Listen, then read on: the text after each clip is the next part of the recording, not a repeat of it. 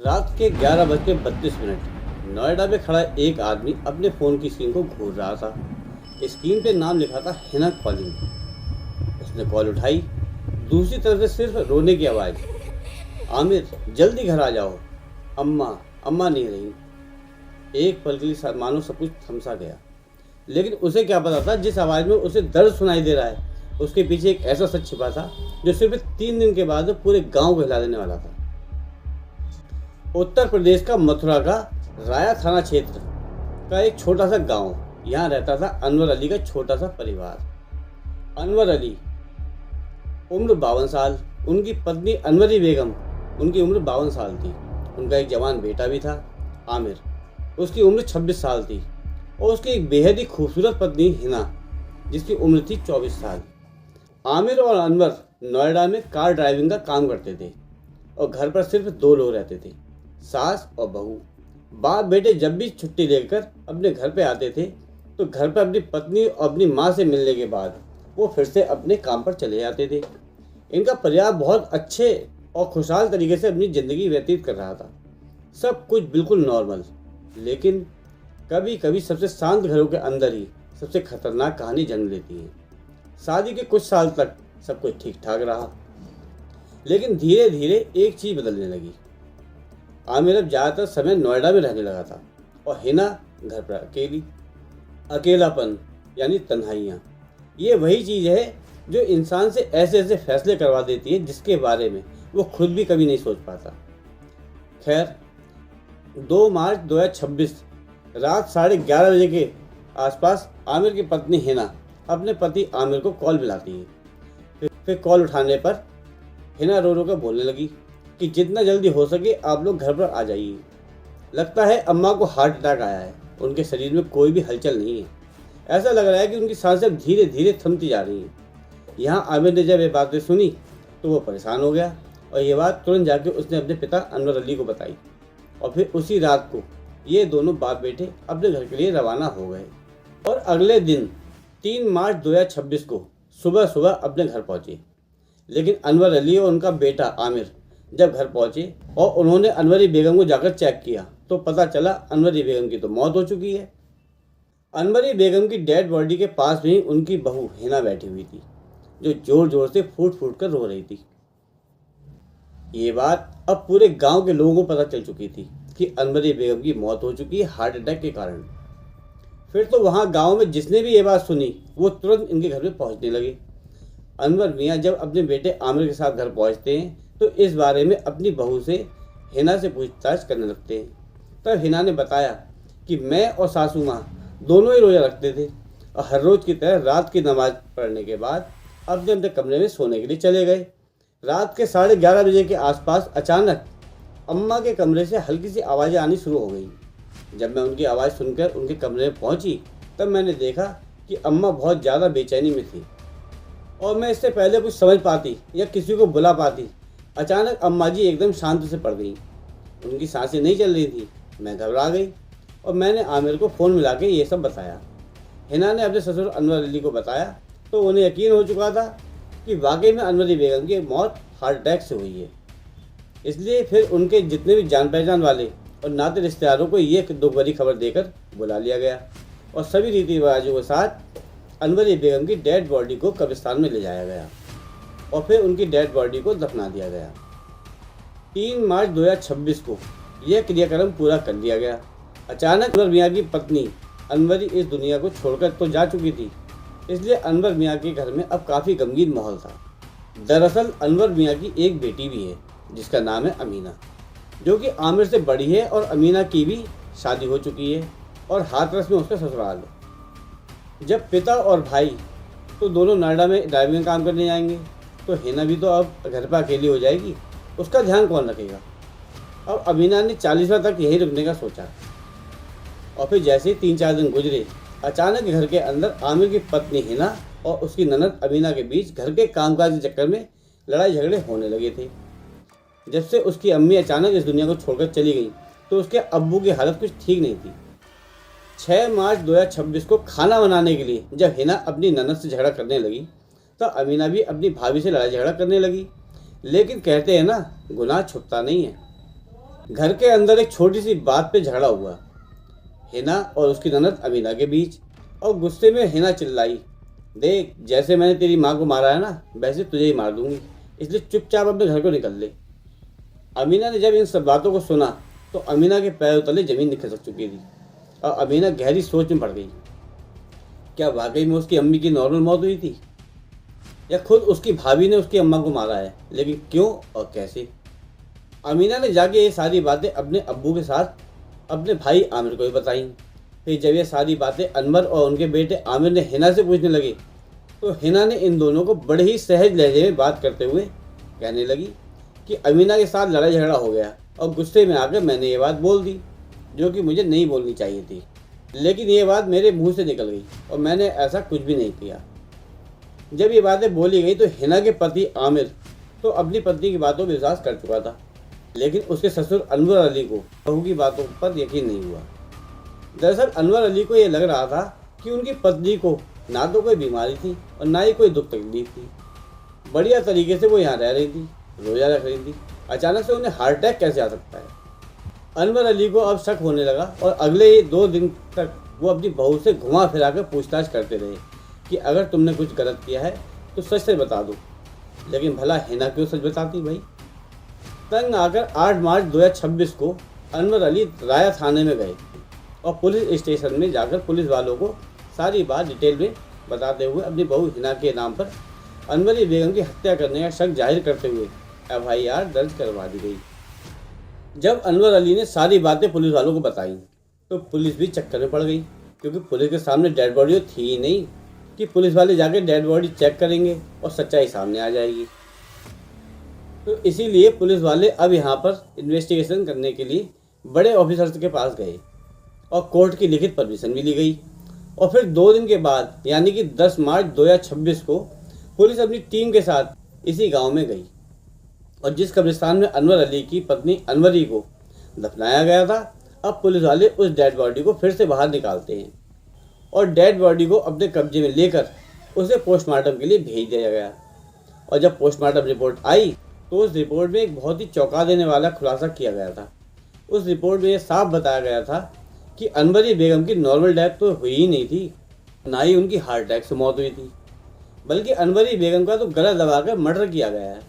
और जब यहाँ पे मर्डर की पुष्टि हुई तो पुलिस वाले इन्हीं सारी डिटेल के आधार पर 10 मार्च 2026 को ही पुलिस आमिर की पत्नी हिना को अरेस्ट कर लेते हैं। और हिना को अरेस्ट करने के बाद जब पुलिस स्टेशन ले जाया गया, उसकी सास की हत्या के बारे में सख्ती से पूछताछ की गई। हिना ने अपनी सास को मारने की बात तो कबूली, लेकिन इसके पीछे की जो वजह सामने निकल कर आई वो काफ़ी हैरान करने वाली है। जब आप लोग इस वजह के बारे में सुनेंगे तो आप लोग भी दंग रह जाएंगे कि यहाँ क्या कुछ नहीं चल रहा था और कितने टाइम से यहाँ कुछ ऐसी चीज़ें चल रही थी जिसके बारे में किसी को भी नहीं पता था। दरअसल साल 2020 में जब आमिर की शादी हिना से की गई, हिना जो कि हाथरस से रहने वाली है, दिखने बहुत ज़्यादा खूबसूरत है। साल 2020 में आमिर हिना के साथ शादी करके उसे अपने घर ले आता है। इतनी खूबसूरत पत्नी पाकर वो बहुत खुश था। इधर हिना को भी अपने पति से कोई भी शिकायत नहीं थी। 3-4 सालों तक यह टाइम बहुत बढ़िया बीता। फिर आमिर अपने अब्बू अनवर अली के साथ जाकर नोएडा में रहकर कार ड्राइविंग का काम करने लगा। इस वजह से उसकी पत्नी हिना अपनी सास अनवरी बेगम के साथ घर पर अकेली रह गई थी। हिना अपने पति की कमी महसूस कर रही थी। हिना की ये कमी पूरी नहीं हो पा रही थी। इसी बीच घर में एक लड़के का आना जाना बढ़ गया। नाम आदिल, उम्र 19 साल, रिश्ते में आमिर का चचेरा भाई। आदिल अक्सर आमिर के घर पर जाया करता था और यहाँ अनवरी और हिना को अगर किसी चीज़ की इनके घर में ज़रूरत होती थी तो आदिल को बुलाया जाता और इनका काम हो जाता था। आदिल जो कि रिश्ते में हिना का देवर लगता था, उसी आदिल को देखकर हिना की नीयत बिगड़ गई। आदिल अभी सिर्फ 19 साल की उम्र में था तो हिना अपने दिल का दरवाज़ा खोलती है और उसे कुछ कुछ इशारे किए जाते हैं। फिर आदिल भी नहीं रोक पाया खुद को। घटना से ठीक 2 साल पहले आदिल और हिना के बीच जब अफेयर शुरू हुआ तो दोनों के बीच मान मर्यादा की सारी सीमाएं टूट चुकी थी। लेकिन इस बात की जानकारी कभी भी ना तो हिना के पति और ना ही उसके सास ससुर को चल पाई थी और ना ही आदिल के परिवार वालों को यह पता चला था।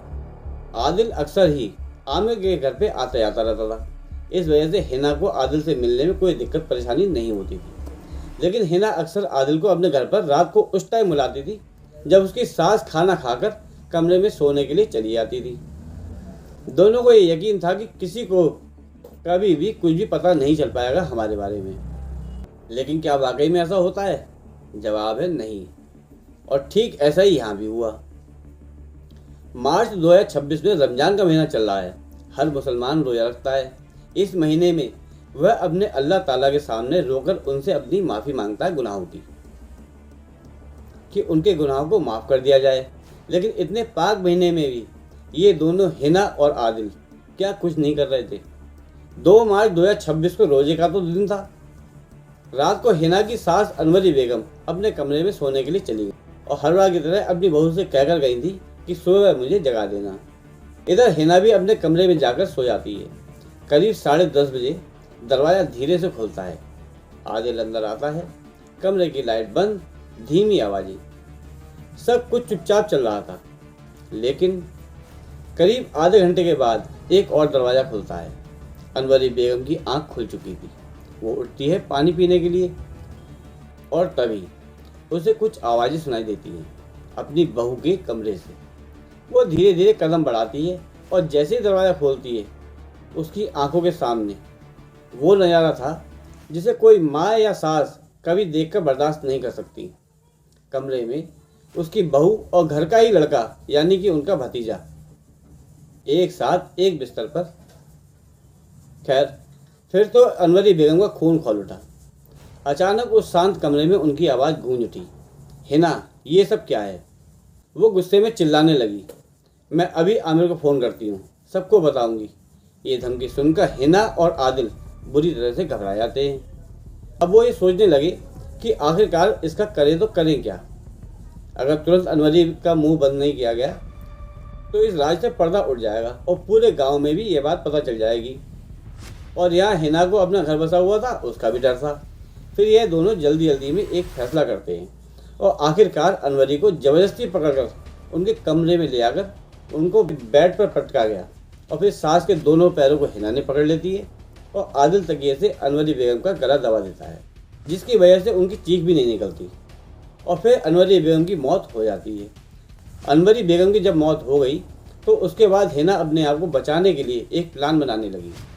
सबसे पहले अपने प्रेमी आदिल को उसके घर भेज देती है और ठीक आधे घंटे के बाद अपने पति आमिर के नंबर पर कॉल करती है और रोते हुए फ़ोन पर कहने लगी, जितना जल्दी हो सकता है आप घर पर आ जाइए।